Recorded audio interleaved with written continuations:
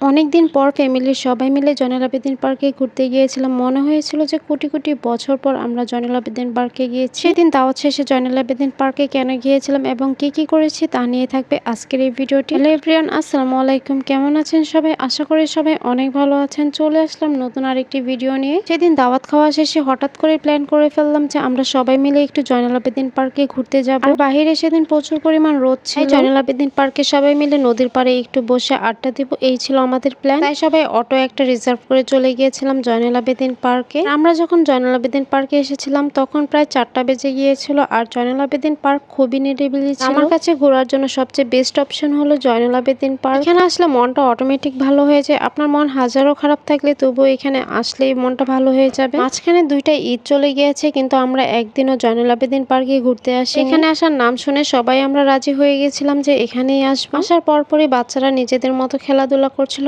আমরাও নিজেদের মতো একটু ঘোরাফেরা করছিলাম। আর আমার কাছে এই নদীর পাড়ে দাঁড়িয়ে থাকতে বেশ ভালো লাগে। আর সেদিনের ওয়েদারটা এত বেশি সুন্দর ছিল যে আমি নদীর পাড়ে অনেকক্ষণ দাঁড়িয়েছিলাম। সেখানের বাতাসটাও ভালো লাগছিল। এই পাশে আবার বাচ্চারাও অনেক দৌড়াদৌড়ি করছিল, তাদেরকেও খেয়াল রাখতে হচ্ছিল আমাদেরকে। নদীতে অনেক বেশি পানি বেড়ে গিয়েছিল। আমার তো এত বেশি পানি দেখে অনেক ভয় করছিল। আর এখানে তারা 3 ভাই দাঁড়িয়ে দাঁড়িয়ে খুব সুন্দর করে আড্ডা দিচ্ছিল আর নদীর পানি দেখে গল্প করছিল। দেখতে দেখতে সবগুলো বাচ্চায় বড় হয়ে যাচ্ছে। আর আমি মাঝে মাঝে চেষ্টা করি আমি আমার ছেলেকে নিয়ে একটু বাইরে ঘুরতে বের হওয়ার জন্য। আমরা 4 জন এখানে একটা ভিডিও বানাতে গিয়ে হাসতে হাসতে শেষ হয়ে গিয়েছিল। অনেক বেশি গরম থাকায় আমার ভাতিজি এখান থেকে আইসক্রিম নিয়ে এসেছিল আমার জন্য। ক্ষীরমালাই এই আইসক্রিমটা কিন্তু বেশ মজার ছিল, আমার কাছে তো দারুণ লেগেছে এটা। আর আমি অনেকদিন ধরে জয়নুল আবেদীন পার্কে আসাটা খুব বেশি মিস করছিলাম। অনেকদিন যাবত ধরে প্ল্যান করছিলাম যে একটু জয়নুল আবেদীন পার্কে এসে ঘুরে যাব, কিন্তু ইদানিং খুব বেশি ব্যস্ততার সময় কাটছিল, যার কারণে একদমই আসা হয়নি। আমার দুলাভাই মজাদার একটা মিক্সড ভর্তা বানিয়ে নিয়ে এসেছিল, এটা এত বেশি মজা লেগেছিল আমার কাছে। অনেকদিন ধরে পার্কে এইভাবে এসে বসে ঝালমুড়ি কিংবা আচার খাওয়া, সেদিন এগুলো খেয়ে অনেক বেশি ভালো লাগছিল আমার কাছে। আমি সবসময় পার্কে আসলে ঝালমুড়ি কিংবা আচার খাই,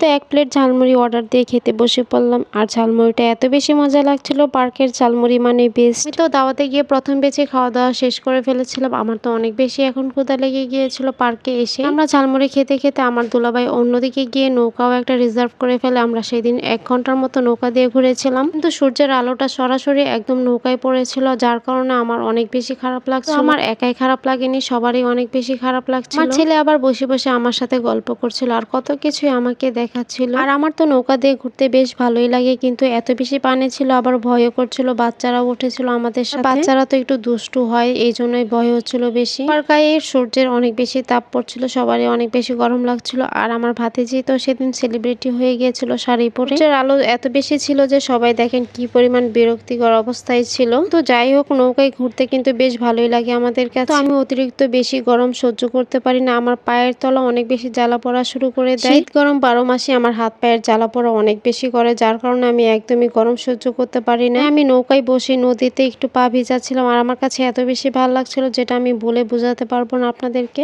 এখান থেকে ওয়েদারটা এত বেশি ভালো লাগছিল, আমার কাছে মন চাচ্ছিল না এখান থেকে ওঠার। আমার বড় বোনও এখানে বসে পড়লো পা ভিজানোর জন্য।